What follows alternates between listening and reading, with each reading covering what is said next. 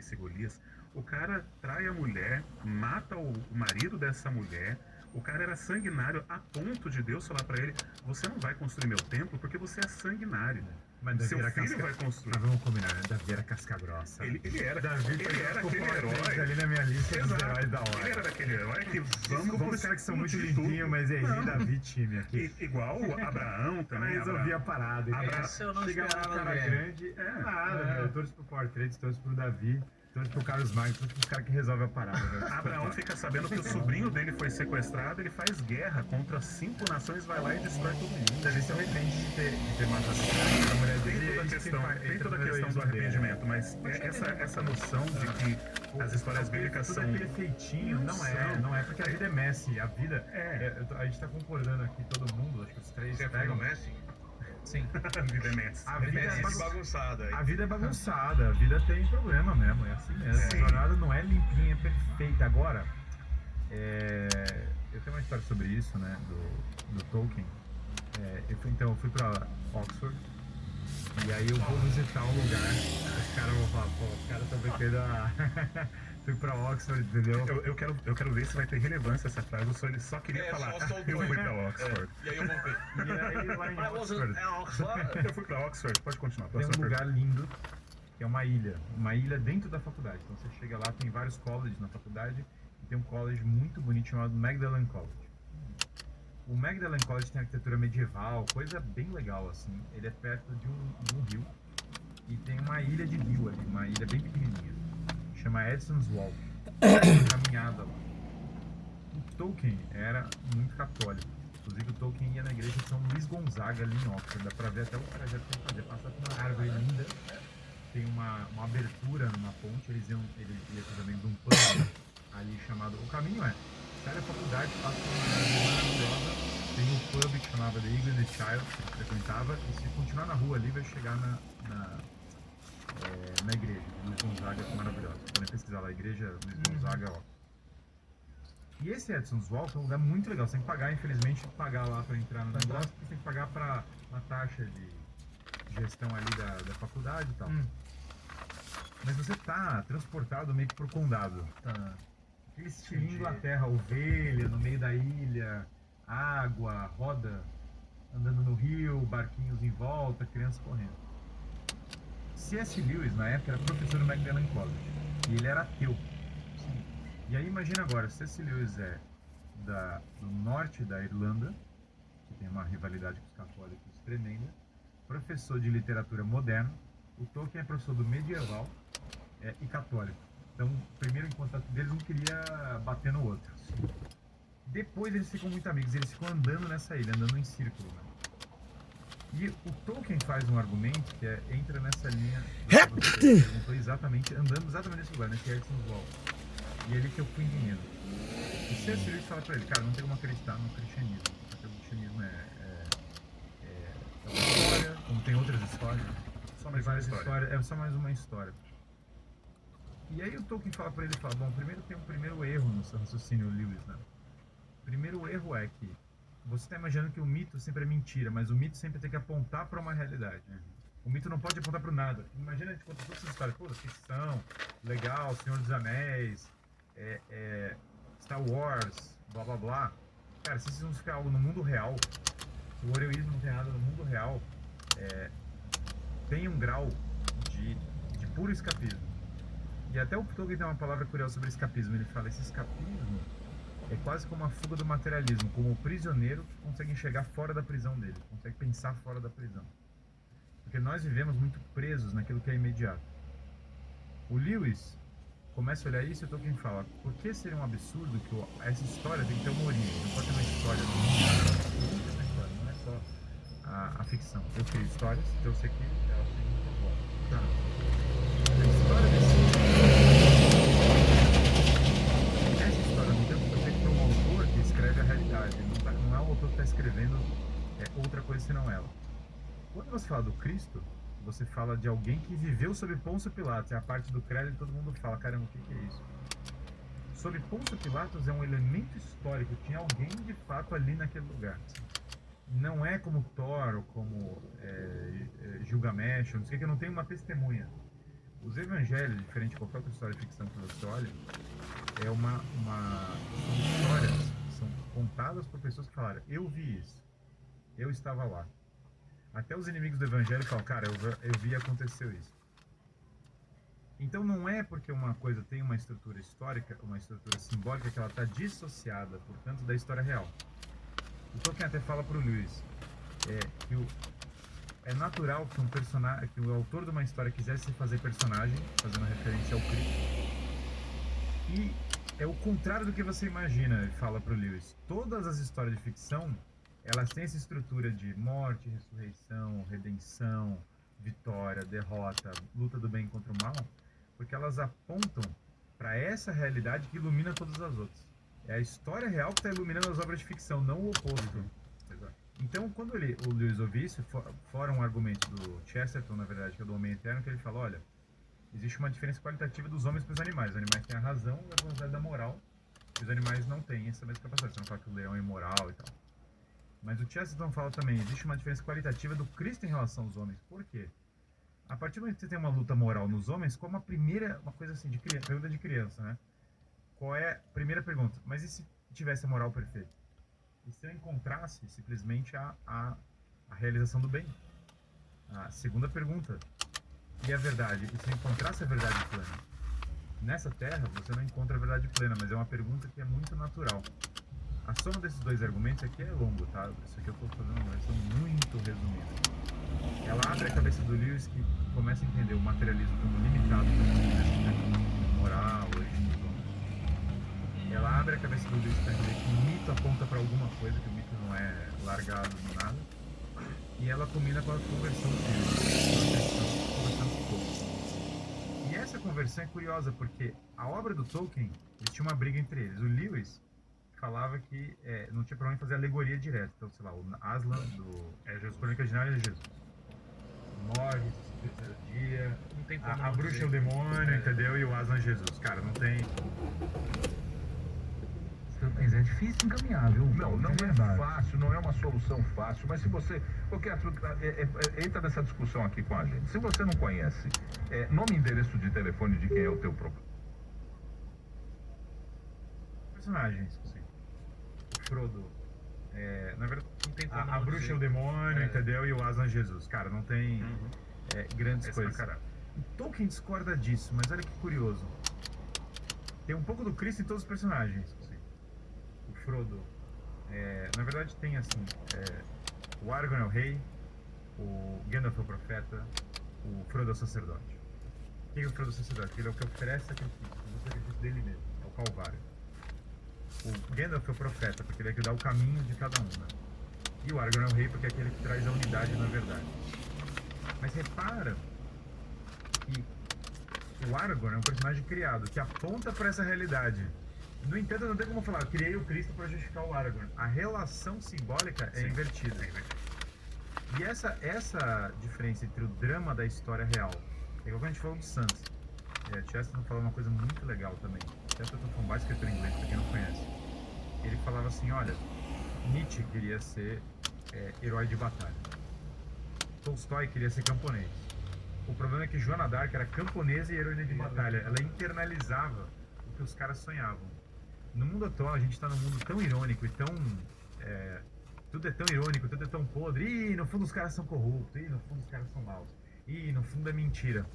E nós perdemos a própria substância do heroísmo na vida real.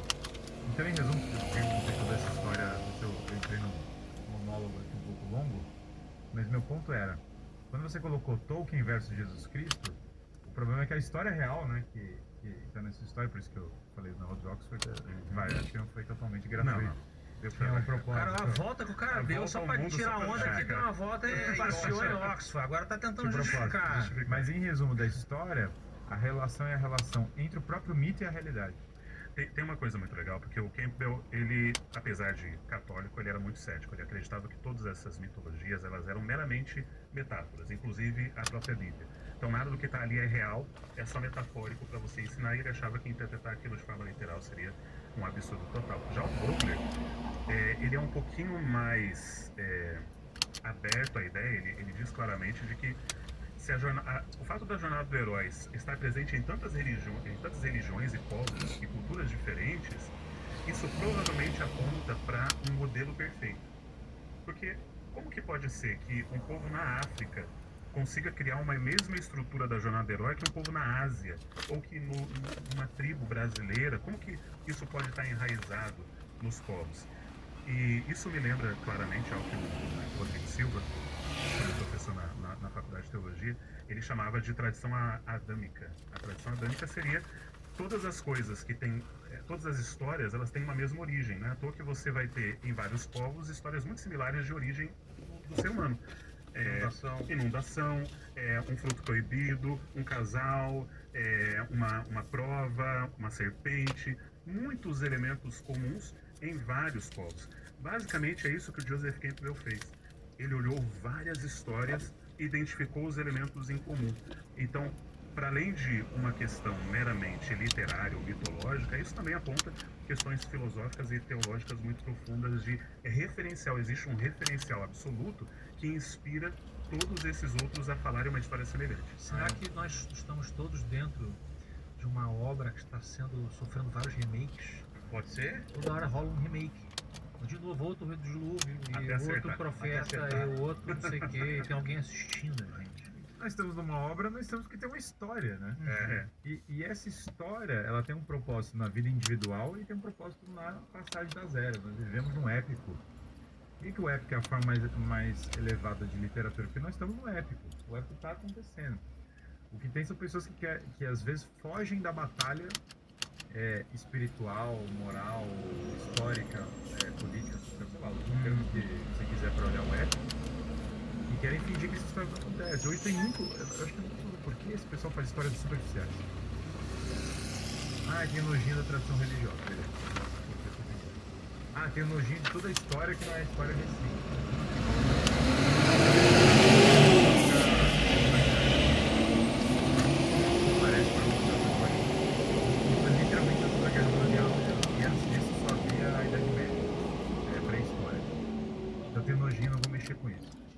Tem um nojinho de tudo aquilo que é ficção mais pulp, assim, Conan o Bárbaro já não vamos entrar nisso daí porque é muito hardcore. Tem nojinho da Bíblia, porque o rei Davi chega lá e o rei Davi fez umas coisas que não são. Eu dei uma entrevista o rei Davi, a mulher estava muito chocada quando estava dando a entrevista, né? No documentário. O documentário era tipo, ela ficou muito chocada quando eu falei, eu realmente acredito que o rei Davi é um santo. Ela olhou pra minha cara e falou, o que tá acontecendo aqui? É um conceito de santo que as pessoas não entendem também. Ela olhando pra minha cara e falou, mas ele fez umas coisas muito loucas. Eu falei, sim, a humanidade fez muitas coisas muito loucas, mas ele que salvou a galera, entendeu? E ele se arrependeu. Então, o ponto aqui é que nesses nojinhos que foram criando, tem nojinho do Shakespeare, ainda nem nojinho, acho que é dificuldade de ler mesmo, tá? Tem umas preguiças de ler Shakespeare, agora eu vou ter que ler Shakespeare pra criar ficção. Que trabalho. Que trabalho. Então, eu acho que aqui tem um elemento de que o homem moderno foi fechando avenidas de fontes para criar as obras. Aí a experiência do cara também é complicado, porque antigamente o cara pelo menos passava lá a vida na fazenda do prato marrom. Imagina Califórnia, Los Angeles, classe média, vamos falar quem tá criando o filme. Los Angeles, classe média alta, carro que dirige a si mesmo, Tesla, entendeu? Chegando de Tesla pra Warner Studios. Cara, você não tem nem a vivência vida real, pancadaria, nem a vivência histórica e intelectual. Isso fecha o imaginário do cara que faz o filme, entendeu? Sem dúvida. Por isso que os melhores filmes hoje estão sendo produzidos fora da Califórnia. Mesmo produtores de Hollywood não estão mais fazendo nem na Califórnia mais, estão procurando outros lugares até por questão de isenção de preço, né? Mas também filmes que são produzidos na Ásia, na Europa, são, em termos de qualidade, a gente tem que diferenciar entre popularidade e qualidade. Em termos de qualidade de roteiro, os filmes europeus e asiáticos dão um banho gigantesco nos filmes de Hollywood. Em termos de popularidade, é claro, é o que passa no cinema, vamos assistir Hollywood, por isso que eles dão bilhões aí em bilheteria. O japonês não perde tempo com besteira, os caras, o indiano... Eles estão interessados em contar uma história. Aquilo que o Vilela falou é muito real, porque quanto mais específica for a história, mais ampla ela consegue ser. Quando Steinbeck fala de uma família saindo da Califórnia, saindo da, acho que é de Oklahoma, não lembro direito, para ir para Califórnia. nas Vinhas da Ira, uma família, ele consegue falar sobre a situação social do país inteiro, e aquilo é lindo, perfeito, maravilhoso. O pessoal agora quer falar muito de temas. Eles querem falar um filme não para falar de uma história de uma pessoa. Eu quero falar sobre desigualdade. Então, vou escrever uma história sobre desigualdade. É a mensagem, né? Puta, quem escreve a história sobre uma isso? pessoa. Eu tava lembrando para de agora, pregar. de personagens femininos incríveis. Vocês assistiram o Samurai de Olho Azul? Tô assistindo. Cara, só incrível. Acabei de dar um spoiler agora.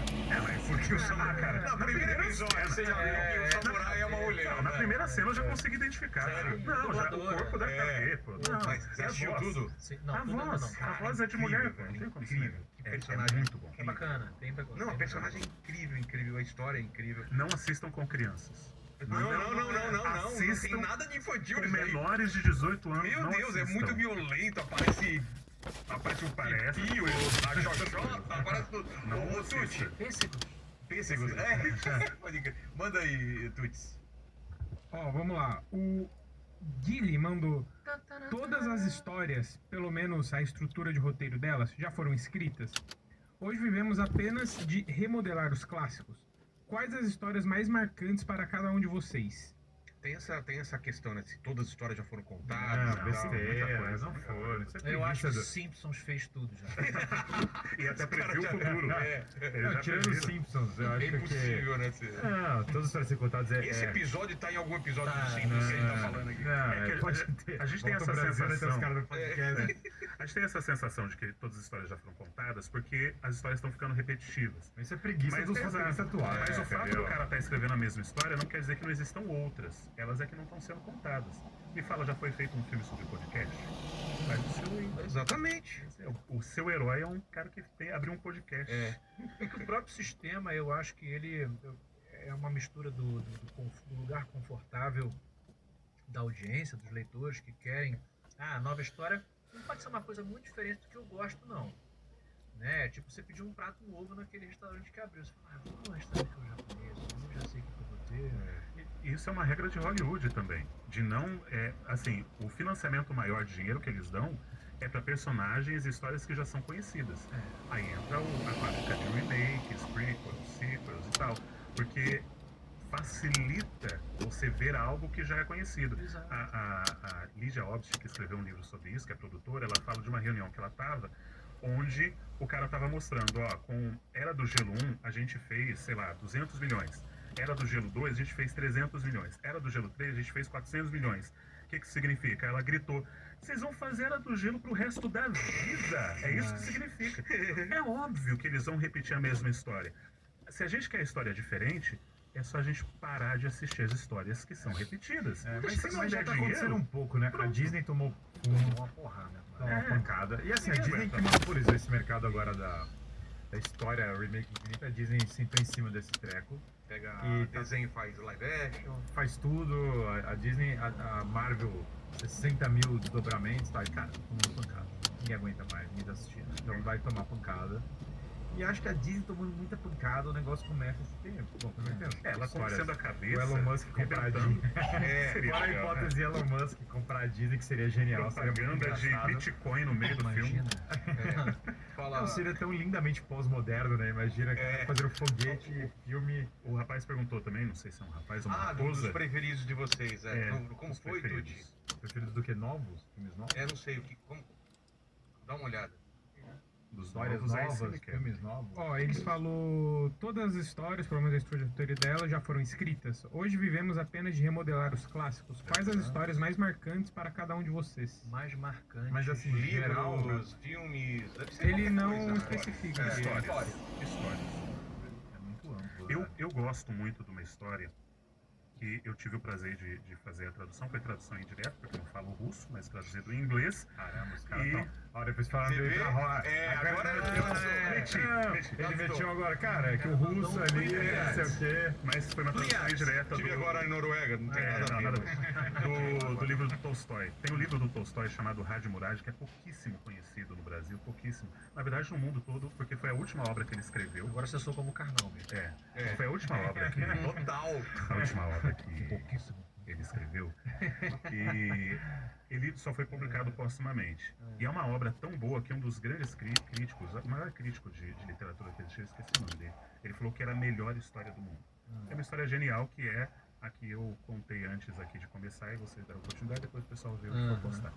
Mas que é de Raj Murad, que é um herói do Cáucaso, que era um árabe muçulmano, que teve que mudar de lado na guerra e defender e contra os muçulmanos na guerra, ficar do lado dos russos para poder resgatar sua família. É uma história tão profunda, tão arquetípica e forte, porque é um cara que não queria estar na guerra, ele é forçado a ir na guerra e é forçado a escolher um lado.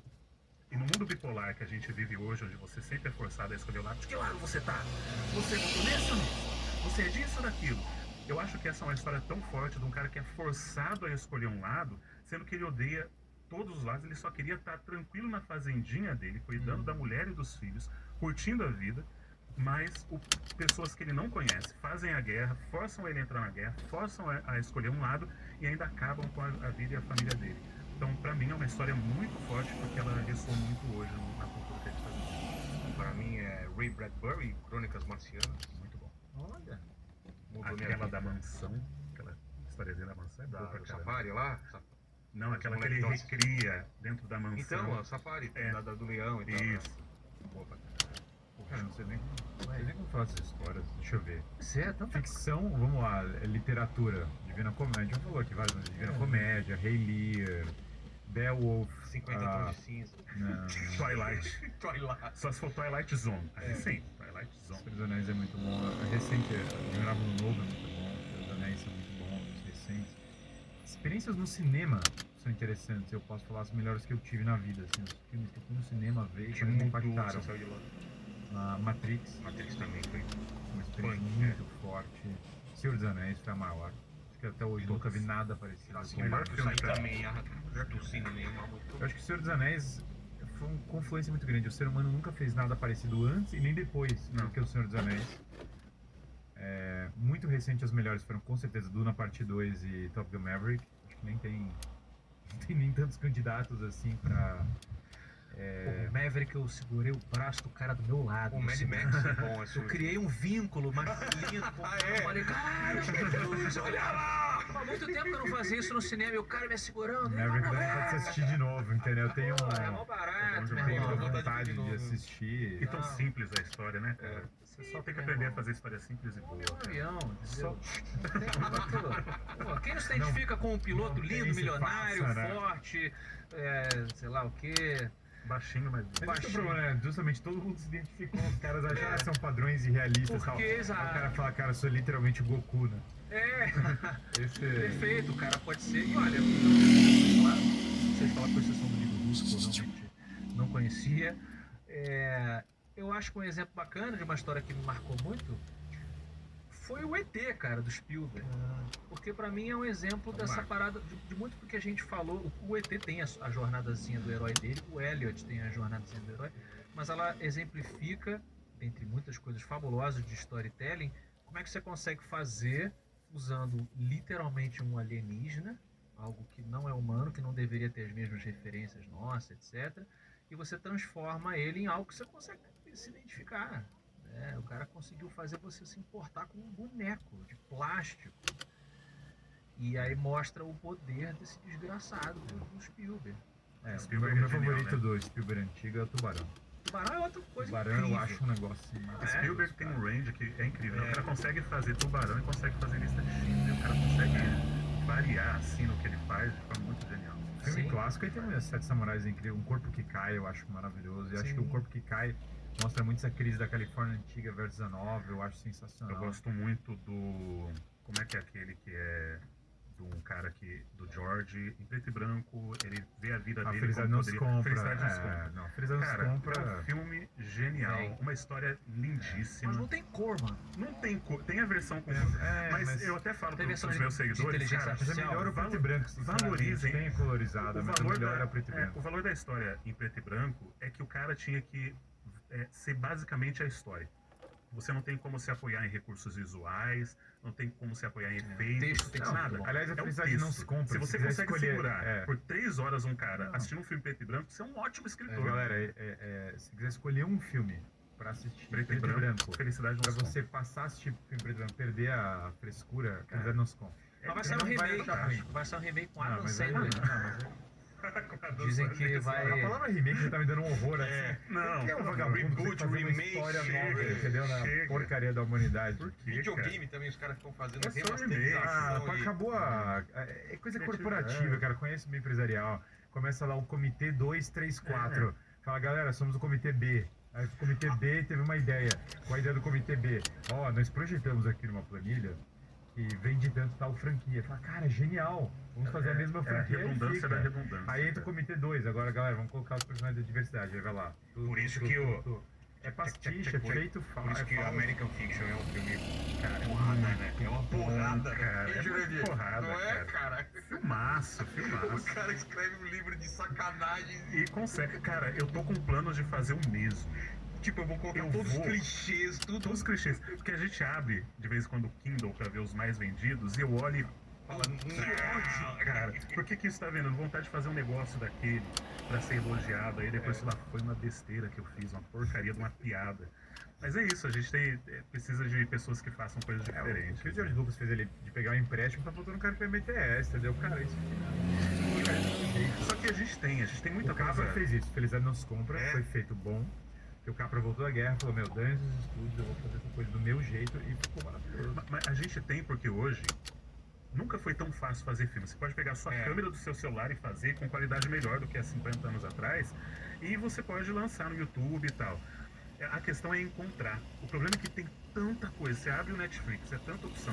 Netflix, HBO, aí como é que eu vou achar? Porque como Eu é que perdi eu... mais tempo procurando o filme do que assistindo o filme, né? E daí o que acontece? Eu procuro tanto Mas que daí eu volto e curadoria não. é ruim pra caramba, né? É. Imagina o negócio. Eu vou Puta assistir, eu vida. prefiro assistir de novo o Senhor dos Anéis. E acabo assistindo de novo o Senhor dos Anéis porque... Se alguém inventasse um serviço, você pagasse uma mensalidade e tivesse vários canais assim, que você fosse só mudando. Será que ninguém pensou nisso,